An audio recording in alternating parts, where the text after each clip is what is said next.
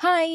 இன்னைக்கு பிரேக்ஃபாஸ்ட்டுக்கு வெஜிடபிள்ஸ்லாம் போட்ட கிச்சடி தான் பண்ணியிருந்தேன். இந்த ரெசிபி சமையல் வித் அமலா அப்படின்ற சேனல்ல ஆல்ரெடி ஷேர் பண்ணியிருக்கேன். வேணுன்றவங்க செக் பண்ணி பாருங்க. எப்ப கிச்சடி செஞ்சாலும் எனக்கு ஒருத்தங்க ஃப்ளாஷ் ஆயிட்டு போவாங்க. யாருன்னா என்னோட பெஸ்ட் ஃப்ரெண்ட் தான்.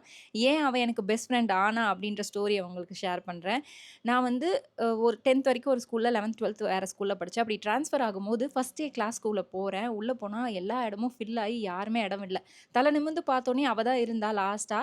இப்படி நகர்ந்து போய் இங்க வந்து உட்காந்துக்கோ அப்படின்னு சொல்லி ஒரு ஆக்ஷன் காமிச்சா. நேரா அவகிட்ட போய் உட்காந்து 2 பேரும் இன்ட்ரோடியூஸ் ஆனோம். அன்னையிலருந்து இன்னைய வரைக்கும் ஒரு 10 வருஷம் கழிச்சு நாங்க பேசுறோம் அப்படின்னா கூட, அன்னைக்கு ஃபர்ஸ்ட் டே எப்படி பேசினாலும் அதே மாரி தான் இப்பவும் பேசுவா.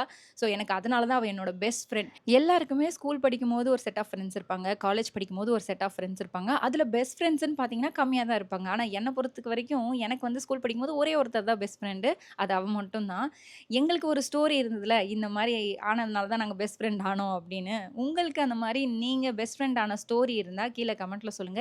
ஏன் பெஸ்ட் ஃப்ரெண்ட் ஆனீங்க அப்படின்னும் கீழ கமெண்ட்ல சொல்லுங்க. நெறைய மூவிஸ்லலாம் இந்த கேர்ல்ஸ் கேங்லாம் சேர்ந்து ஒண்ணா ட்ரிப் போறது, ஜாலியா வெளில சுத்துறது, மூவிஸ் போறதெல்லாம் பார்ப்பேன் இல்லையா? அதெல்லாம் பார்க்கும்போது எனக்கும் கொஞ்சம் கஷ்டமா தான் இருக்கும். ஏன் நம்ம மட்டும் சீக்கிரமா ஃப்ரெண்ட் ஆக மாட்றோம் அப்படின்னு. இதே மாரி இன்னொரு வீடியோல பார்க்கலாம். பாய்.